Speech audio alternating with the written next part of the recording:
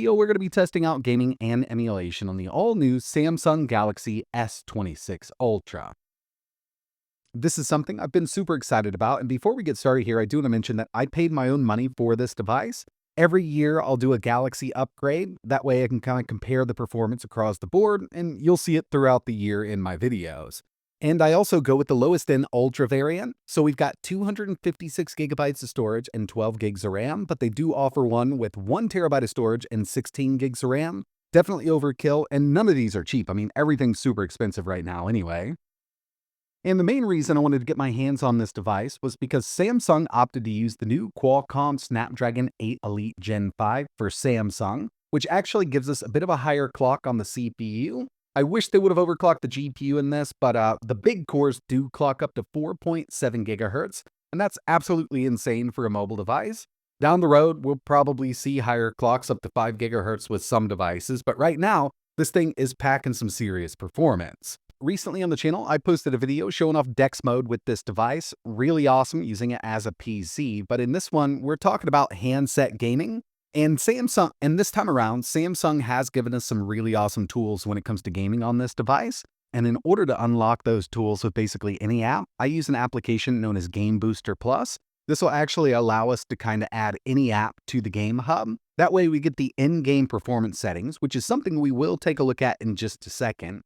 But I wanted to run some benchmarks on the S26 Ultra versus the S25 Ultra. Like I mentioned, I do an upgrade every year, and I wanted to see if it was worth it, what kind of performance gains we're getting with the new Snapdragon 8 Elite Gen 5.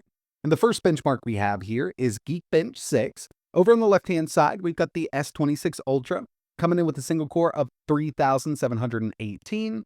Multi looking really nice here for a mobile device, up to 11,347. And if you take a look at the S25 Ultra, we've got a 3,251 on single and a 10,084 on multi. So it is coming ahead by a bit, but not as much as I was really hoping for. Moving over to a GPU benchmark, we've got 3D Mark Wildlife Extreme. The new S26 Ultra is coming in with a 7,737. And it's definitely beaten out the S25 Ultra. That one was coming in with a 6,892, and by no means is the S25 Ultra a slouch. It's still a really powerful device even today. But the last benchmark I have here is Antutu, and this runs through everything from the CPU, GPU, RAM, and UX. The S26 Ultra is coming in with a 3,828,968. And the S25 Ultra still broke 3 million at 3,224,146. And if you take a look down the list, you can see that the GPU on the new S26 Ultra is really the main upgrade here. And this isn't telling the whole story because there's a lot more that goes into, an upgraded device. But when it comes to raw performance, at least with the benchmarks we've run so far, it looks like the S26 Ultra is around 13.2% faster on the CPU than the S25 Ultra, and 21.5% faster on the GPU side of things. And that's just with the benchmarks that I ran. But given that we've got that 21.5% upgrade on the GPU, that's exactly what I was looking for because this video is about gaming and emulation on this device. The first thing that I wanted to show you here were the new game settings that we have. If we swipe over from the right-hand side, right down at the bottom, we've got our little game icon. And we've got 3 different modes. We've got a battery saver, a balanced, and a performance. But with each one of these modes, there's also advanced settings. So if we tap on the mode again, we'll go with performance. We've got 3 different settings that we can use. So we can set an FPS limiter. We can go from 20 up to 60. This is just going to limit the FPS of the game you're playing. The next one we have here is a frame booster, and as far as I can tell, this may raise the temperature limit on the CPU. That way it doesn't throttle so fast. I don't think it's any kind of scaling, but at the very bottom, we do have some scaling. So we can actually set the game's resolution to 50% up to 100. And if you're playing a game that just doesn't have any resolution settings, this could definitely come in handy. But a lot of the newer higher-end Android games do have settings that we can change directly from within the game. We've also got a screen recorder, screenshots, do not disturb, all the basics there. Plus, we've got an on-screen FPS counter and kind of performance monitor. It won't give us the temperature, but I do have an application that'll allow us to see the temp while we're playing games just to make sure it's not hitting thermal throttle. But with the latest One UI update on the S26 Ultra, I really do like what they've done with GameHub. it can really allow you to kind of tweak and tune the performance of your device. We're going to start out here with some native Android gaming, and we've got Destiny Rising. I've got the on-screen FPS counter going, plus an application known as CPU Float, so we can see the clocks on the CPU, GPU, and even the temps. This game does have a few settings that we can mess around with, and on the S26 Ultra, if you go up to Ultra, the preset there, you'll lock it down at 60, but I wanted to go up to 120 because we've got a 120 Hz display. We can only do high 120, or you can do very high 90. Either way, I still think it looks great here, and running this game at 120, I mean, it's super smooth. And obviously, I'm using a controller here. I've got the Backbone Pro, I think it's called. This is one that I just like using because it connects over USB Type-C. Obviously, it's working with the S26 Ultra. I'm just not a big touchscreen fan. But any way you look at it, yeah, you're going to be able to run Destiny Rising just fine on this, whether you want to go to 60 FPS, ultra maxed out, or 120 high. I personally don't play Fortnite, but I always have people asking about it, so I figured I'd go ahead and show it off. And one weird thing that I've noticed about this one on the S26 Ultra, at least right now, it's very early for this device. It is whitelisted for at least 90 FPS, but there's a 120 FPS setting. It just doesn't work for me, no matter what I do, even if I take it down to low settings. So right now, I've got the frame rate set to 90, epic settings, resolution scale is set to 100%. Now, I do believe once this issue's fixed, we'll be able to run this at 120, just like we have it here, epic settings. It feels good, but it's just a little odd that that setting's unlocked here on the S26 Ultra, and we can't use it right now. Assoluto Racing, Ultra settings, 60 FPS. This game is gorgeous on this device, and I haven't had any issues maxing this out. I do wish we had a 90 FPS or even a 120 FPS setting with this.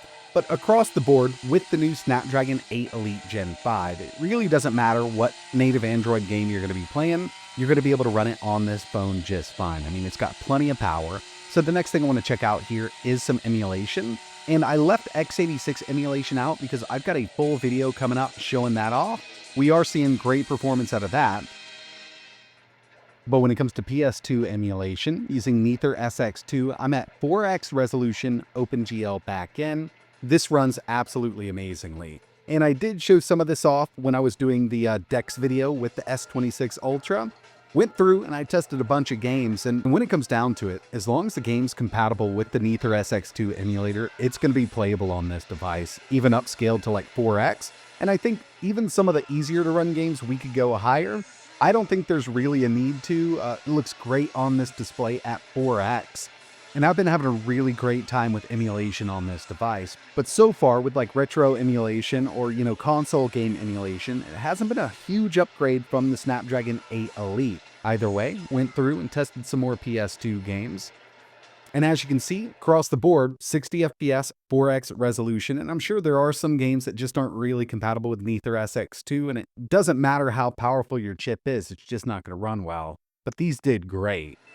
Checking out some GameCube emulation using the Dolphin emulator, 4x resolution, OpenGL backend. And you could go to Vulkan if you want to, but we've got a Snapdragon chip, and OpenGL is definitely what you want to use. Even the developers of Dolphin have stated that OpenGL just works way better on these Snapdragon chips. And 4x on a mobile device is pretty high. It's 2560 by 2112.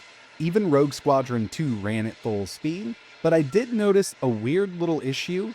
When the tower explodes at the very bottom, it looks odd. Now, it works, but I don't ever remember it looking like that. Seems like that explosion is glitching out a bit, and it could just be the GPU driver here. But I mean, it was playable, and I went through, tested 5 other games at 4x. No problem at all at 2560 by 2112. The next thing I wanted to take a look at was some PS Vita emulation. I'm using 3K Vita. Native resolution, and I do think we could upscale some of these. Shido Beto 2 ran really well here, but when it comes to the 3K Vita emulator itself, I mean, it's come a long way since it launched on Android, but it's not perfect. It still has its issues, and I'm sure you'll run into some games that might not work well, graphics are going to glitch. That's just kind of the nature of this emulator right now.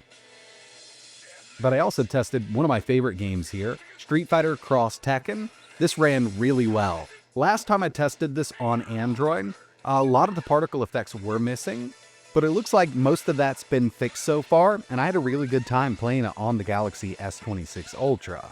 I also tested 3 other games with this emulator.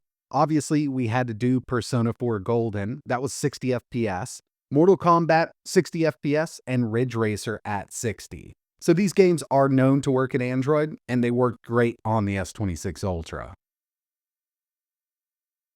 Another thing a lot of us have been excited about on Android is original Xbox emulation using Xbox One. I got this version of the emulator from GameHub, and yes, the sound does work in Jet Set Radio Future. I just had to mute it because of the music. We finally have OG Xbox emulation on Android, but it's early, it's not perfect. Native resolution using the Vulkan backend, and I kind of swapped between OpenGL and Vulkan. I was kind of hoping, since we've got that Snapdragon chip, OpenGL would give us better performance, but to tell you the truth, between the games I was testing, they kind of traded blows with each other. I don't think one was better than the other right now, at least on this chipset, and that could differ on lower-end CPUs, but even Halo 2 did pretty decent. I was really hoping to get in here and just run it at a continuous 60. Unfortunately, we've got a lot of dips going on, and again, it's just really early for this emulator on Android. I do think once a lot of these bugs are fleshed out, this is a chipset that's going to run this really, really well. But I'll tell you, if you want to play Halo or Halo 2 on Android, using something like GameHub and the Master Chief Collection from Steam is definitely the way to go. You can lock that at 60, 720p and have a really good time with it. Either way, I'm still really excited about seeing original Xbox emulation come to Android. I also tested a few games with a couple other emulators, and I knew we'd have a good time with it given the performance of the original Snapdragon 8 Elite, and this really isn't any different. I just went up to 2x using the Eden EMU with all of those games, and they ran great.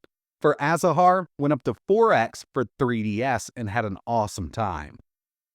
Going into this, I knew the S26 Ultra was going to do a great job. We've got that new Snapdragon 8 Elite Gen 5, but there's not a huge upgrade over the original Snapdragon 8 Elite in, let's say, the Galaxy S25, or some of the handhelds on the market right now with that 8 Elite. It's definitely not like the jump we saw from the 888 to the Elite. So if you've got an Elite chipset, you're really not missing out on anything when it comes to gaming and emulation right now, at least for retro emulation and native Android gaming.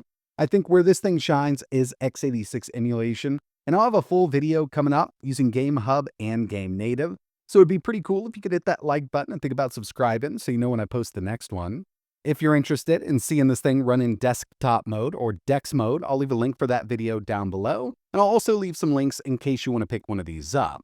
But that's going to wrap it up for this video, and like always, thanks for watching.